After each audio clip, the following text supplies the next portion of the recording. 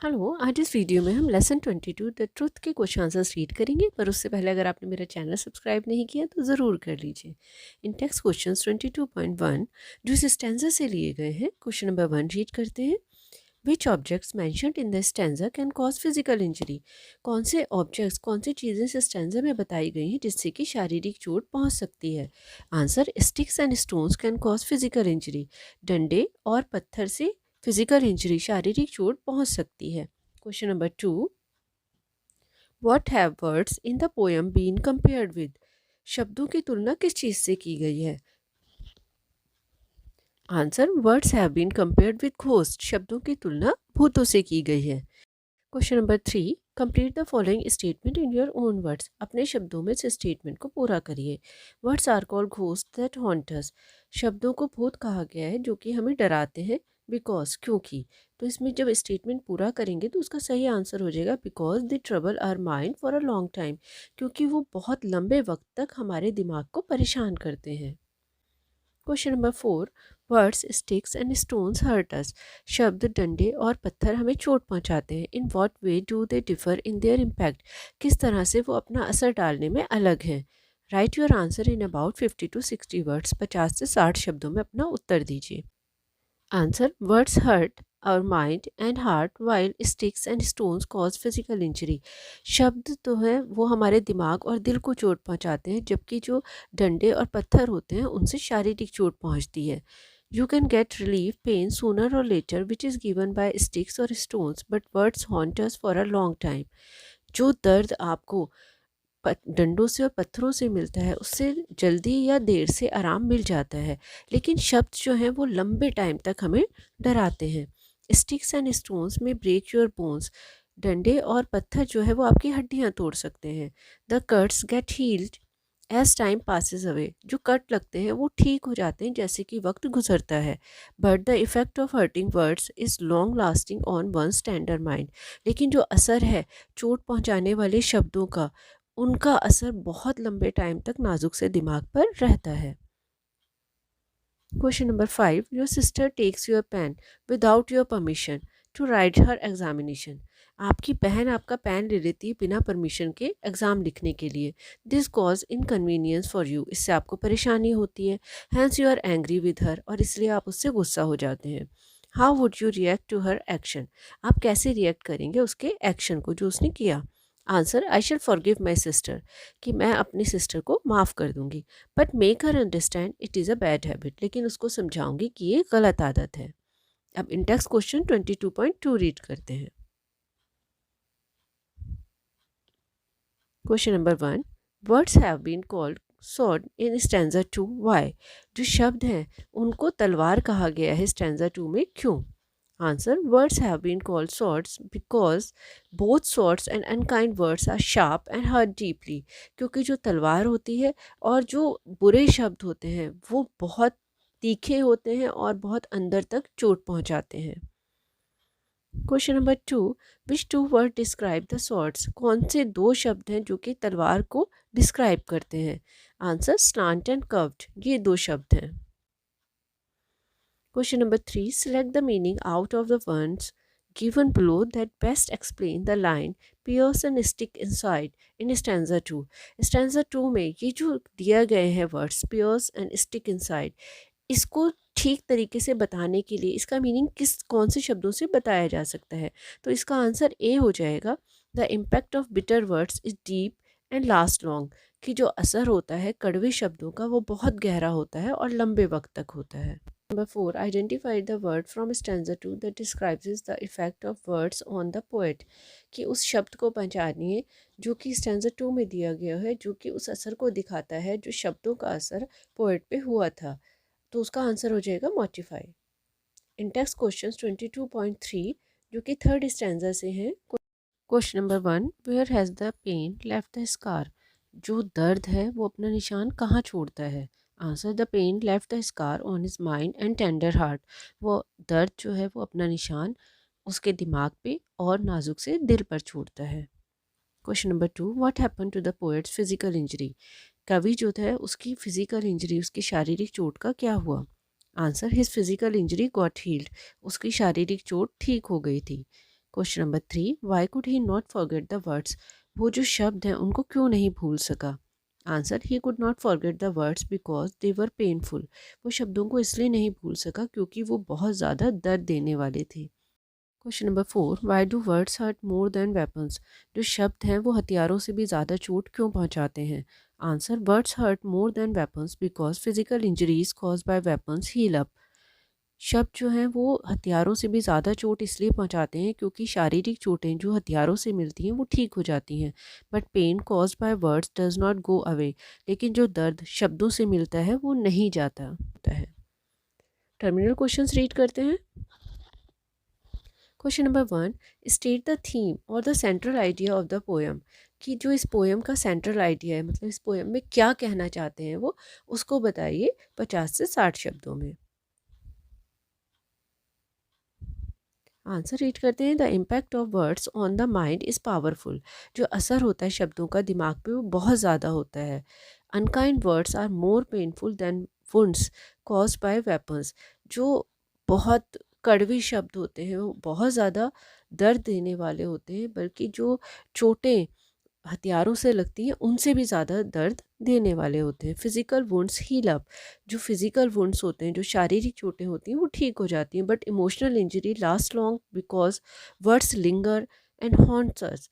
But जो emotional injury होती है, जो भावनात्मक रूप से चोट पहुंचती है, वो बहुत लंबे टाइम तक होती है, क्योंकि जो शब्द होते हैं वो चिपके रहते हैं दिमाग से और हमें चोट पहुंचाते हैं, and never allow us to be at peace. और अब वो हमें शांति से नहीं रहने देते। अब क्वेश्चन नंबर 2 रीड करते हैं। Why do you think the poet has title this poem truth? Right your answer in 50 to 60 words. कि पोएट ने इस पोएम का टाइटल ट्रुथ क्यों रखा है, सच्चाई क्यों रख? Answer, being truthful in our lives is very important. एक सच्चा होना अपनी ज़िंदगी में बहुत इंपॉर्टेंट है, but if a truth is conveyed in ugly words it leaves a scar on the heart and becomes painful. लेकिन सच्चाई को ही अगर गलत तरीके से कहा जाए, गलत तरीके से पेश किया जाए, तो ये बहुत बड़ा निशान छोड़ देती है दिल पर और बहुत तकलीफ देह होती है। It is important to be truthful but also to be kind. ये ज़रूरी है कि हम ट्रूथफुल रहें, पर इसके साथ साथ हमें बहुत ज़्यादा दयालु भी होना चाहिए। Question number 3, which word has been repeated? कौन से शब्दों को रिपीट किया गया है? How many times has it been repeated in the poem? कितनी बार इन्हें रिपीट किया गया है? Why has the poet repeated it? और पोएट ने इनको क्यों रिपीट किया है? Answer, the word words have been repeated 6 time. ये जो शब्द है कि शब्द, ये 6 बार रिपीट किया गया है। It has been repeated to emphasize its importance. इसको इसकी इम्पोर्टेंस पे, कि इसकी महत्ता क्या है, उस पर जोर देने के लिए इसको बार बार दोहराया गया है। And significance, the effect of words on us is the focal point in the poem. कि जो शब्दों का असर है वही मेन पॉइंट है इस पोएम का। Question number 4, what literary devices has been poet use? Poet ने कौन से जो साहित्यिक डिवाइसेस होते हैं वो यूज़ किए हैं? How have the literary devices in the poem help you to understand and enjoy the poem? और उन्होंने आपकी हेल्प कैसे करी है इस पोएम को समझने में और इसका मज़ा लेने में? आंसर देखते हैं। द पोएट हैज़ यूज, उसने मेटाफॉर यूज़ किए हैं। Metaphors help to feel the intensity of pain cause by words by comparing words with sword. कि जो मेटाफॉर्स यूज़ किया गया उससे हमें पता लगता है कि वो दर्द कितना गहरा है जो शब्दों से मिलता है, क्योंकि उसके लिए तलवार जैसे शब्द को यूज़ किया गया है। दूसरा डिवाइस क्या है? एलिट्रेशन यूज़ करा है। उससे क्या है? कंट्रीब्यूट द साउंड इफेक्ट्स, उससे साउंड इफेक्ट पता चलती है। एंड रिपीटिशन यूज़ किया। Repetition helps to emphasize and central idea, उससे किस चीज़ पर जोर दिया गया है और इस पोएम का मेन आइडिया क्या है उसका पता लगता है। Fifth question, what do you think is the strong emotion that prompts us to be aggressive and intolerant? कौन से स्ट्रॉन्ग इमोशंस होती हैं, भावनाएं होती हैं जिसकी वजह से हम बिल्कुल असहनीय और एग्रेसिव बन जाते हैं? Tick one of the 4 emotions below, give reasons for your choice in 50 to 60 words. ये इमोशंस दिए हुए हैं, इनमें से आपको एक चूज़ करना है और वजह बतानी है। Anger, ambition, hatred, jealousy. गुस्सा, एम्बिशन हमारा उद्देश्य जो हम सोचते हैं, नफरत या जलन। तो अब इसमें से जो चूज़ किया है वो एंगर चूज़ किया है। Anger is the strong emotion. गुस्सा जो है वो बहुत स्ट्रॉन्ग इमोशन है। It's usually the underlying emotion of our negative attitude. और ये हमारा जो नेगेटिव एटीट्यूड होता है उसके नीचे ही है, उसके साथ ही है, एंड इनटॉलरेंस के साथ, जो हम सहन नहीं कर पाते हैं दूसरे को। We use unkind strong and bitter language to express our anger. और हम अपने गुस्से को दिखाने के लिए अनकाइंड वर्ड्स का, स्ट्रॉन्ग और कड़वे शब्दों का इस्तेमाल करते हैं। Anger may be due to many reasons but its expression is always painful for others. गुस्से की बहुत सारी वजह हो सकती हैं, लेकिन हमेशा गुस्सा दिखाने के बाद जो है वो हमेशा पेनफुल होता है, दर्द देता है दूसरों को। Question number 6, think of a situation in which your relationship with your friend becomes unpleasant. एक ऐसे हालात के बारे में सोचिए जबकि आपका रिश्ता आपके दोस्त से ख़राब हो जाता है। You want to maintain your friendship, लेकिन आप अपनी दोस्ती को बनाए रखना चाहते हैं। What would you do to be good friends again. आप क्या करेंगे अच्छे दोस्त बनने के लिए दोबारा से। Right your answer in 50 to 60 words. अपने आंसर को 50 से 60 शब्दों में बताइए। Answer, show empathy, be understanding of the reason for his or her behavior, communicate the desire to normalize relations। आप एम्पथी दिखाऊंगी, साथ ही कोशिश करूंगी इस वजह को समझने की जिसकी उसके बिहेवियर में चेंज आया है, उससे बात करने की इच्छा करूंगी ताकि जो रिश्ता है वो दोबारा से नॉर्मल हो जाए। Question number 7, describe in 50 to 60 words how would you feel if someone used harsh and hurtful words for you. बताइए कि आप कैसा फील करेंगे जब कोई आपके लिए सख्त और चोट पहुंचाने वाले शब्दों का यूज़ करता है।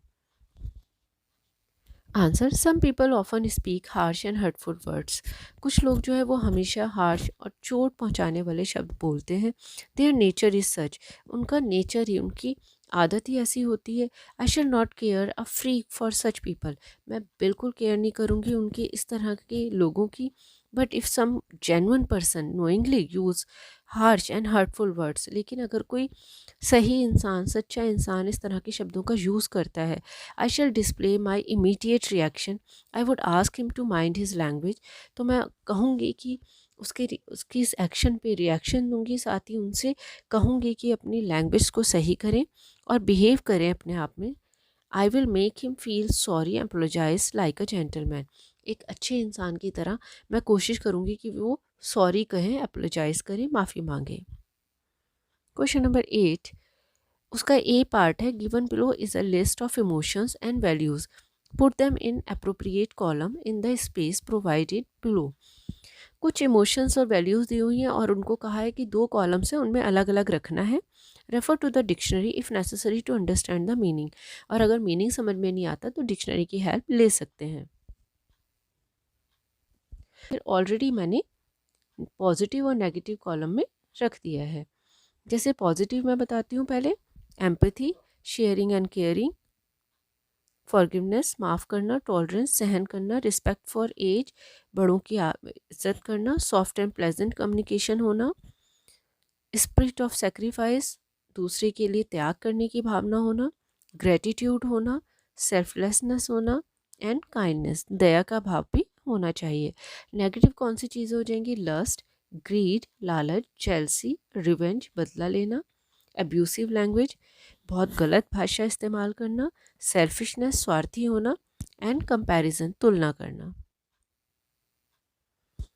अब इसी से जुड़ा हुआ इसका बी पार्ट है, which one of the above positive qualities would you like to develop in yourself and which negative quality would you like to give up. इनमें से कौन सी पॉजिटिव क्वालिटी है जो कि आप अपने अंदर पैदा करना चाहेंगे, बढ़ाना चाहेंगे, और कौन सी नेगेटिव है जिसको आप छोड़ना चाहेंगे। आंसर हो जाएगा, of the above positive qualities I would like to develop the quality of pleasant communication. Pleasant communication की क्वालिटी डेवलप करना चाहूँगी। I would like to give up abusive language, abusive language कभी नहीं यूज़ करना चाहूँगी, which is a negative quality, जो बिल्कुल negative quality है।